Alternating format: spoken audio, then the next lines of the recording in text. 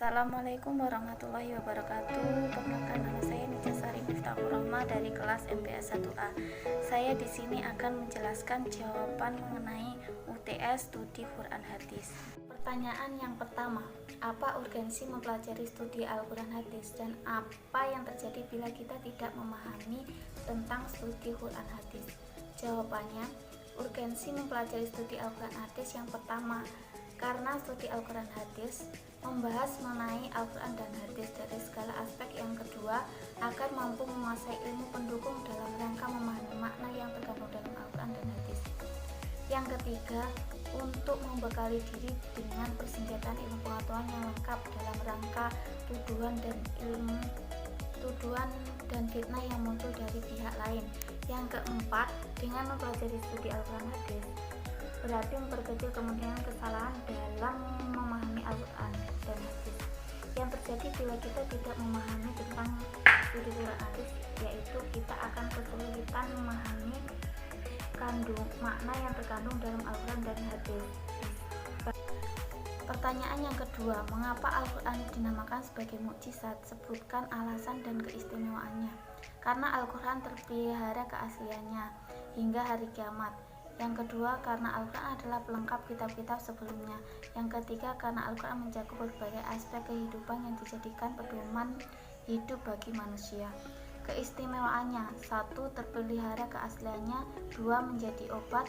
3. Gaya bahasa sastra tinggi. 4. Mempunyai pengaruh yang kuat terhadap jiwa manusia. Yang kelima, membaca dinilai ibadah. Pertanyaan yang ketiga, mengapa terjadi perbedaan pendapat dalam penafsiran dan bagaimana seharusnya sikap kita terhadap perbedaan tersebut? Yaitu karena Al-Quran ditafsir oleh seorang mufasir yang notabene adalah manusia. Seperti yang kita ketahui bahwa setiap orang mufasir tentu memiliki latar belakang dan pengetahuan yang berbeda-beda, serta tidak lepas dari sifat alami manusia yang memiliki berbagai keterbatasan. Seharusnya sikap kita terhadap perbedaan tersebut yaitu mengikuti dalil dan mencari kebenarannya. Pertanyaan yang keempat yaitu, apa yang dimaksud asbabun nuzul? Asbabun nuzul makro dan mikro. Berikan contohnya dalam ayat Al-Quran. Asbabun nuzul adalah kejadian atau peristiwa yang melatar belakangi turunnya ayat Al-Quran. Asbabun nuzul mikro adalah sering diketemukan dalam hasanah ilmu tafsir tradisional yang berkembang sejak abad 2 Hijriah. Contohnya Quran Surat Al-Baqarah ayat 221. Asbabun nuzul makro adalah asbabun nuzul bukan hanya berupa peristiwa dan pertanyaan yang melatar belakangi turunnya, akan tetapi menyangkut kondisi sosio-historis yang melatar belakangi turunnya ayat. Contohnya surat Al-Quran Surat Ar-Rahman ayat 24. Pertanyaan yang kelima yaitu, apa yang disebut dengan nasih mansukh? Polemik adanya nasih mansukh tersebut serta berikan contohnya. Nasih yaitu menghilangkan atau menghapus. Mansukh yaitu yang dihapuskan hukum dalil syar'i atau lafaz yang dihapuskan. Salah satu polemik yang cukup tajam dalam kajian Al-Quran adalah perdebatan tentang konsep dan makna nasakh Al-Quran.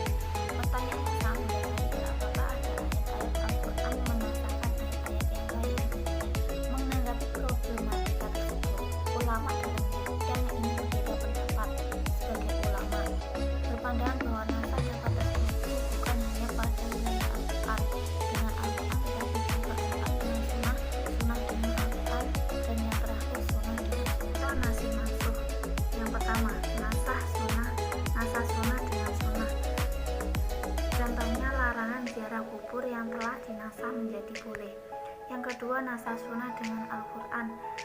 Sholat yang semula menghadap ke Baitul Maqdis kemudian menjadi menghadap Ka'bah di Masjidil Haram setelah turun ayat Al-Quran pada surat Al-Baqarah ayat 144. Yang ketiga, nasah Al-Quran dengan Al-Quran seperti dalam Quran surat Al-Baqarah ayat 106, seperti hukum yang terdapat sebelumnya terlalu ringan dan diganti menjadi